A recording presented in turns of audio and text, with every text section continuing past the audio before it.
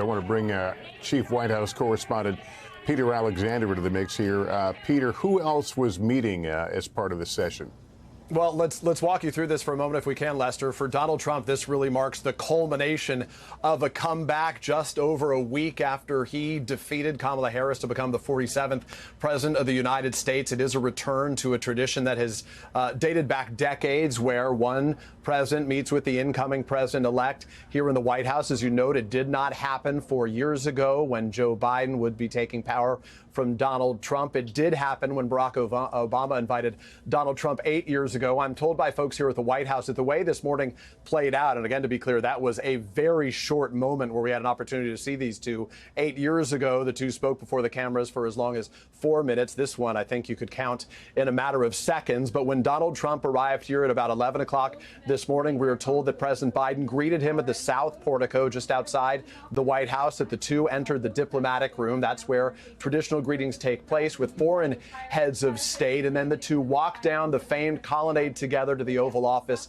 where that meeting is now taking place inside the Oval Office. 8 years ago, between Obama and Trump, it lasted about 90 minutes. I'm told by White House officials there is no clock set on today how long the two will meet privately behind closed doors. Of course, I'll leave it to others to sort of measure the tone and the expressions and the body language between these two. But Lester, that was, I guess you could say, at a minimum, an exchange of pleasantries after the last several years where it has been anything but pleasant the way these two have spoken about one another. Donald Trump has referred to Joe Biden as weak and pathetic and a loser and worse, some language we can't share with you on daytime television.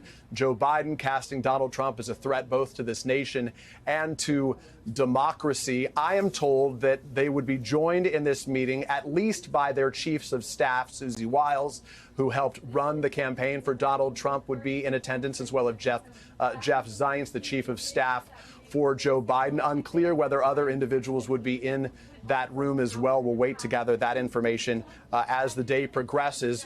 Notably not in attendance today is Melania Trump. She did come with her husband back in 2016 as the Obamas greeted the Trumps, then Melania Trump's office, in a statement saying today that she would not be attending, saying in the office's words that the visit was, quote, encouraging, and about her husband saying that she wishes him great success, which leaves open the question about what role she will play in a Trump administration, whether she will be managing the East Wing and living here at the White House alongside of her husband. No answers to those questions at this point. Lester, we're going to get more details as they come. I should note, as one sort of piece of color here, there have not been this many reporters and cameras from not just the United States but around the world since Donald Trump left office. The short walk from me to the West Wing, you'll hear languages from around the world, many of whom are anticipating the potential that Donald Trump could walk outside the West Wing and speak to reporters after that meeting is done. No indication whether that will occur,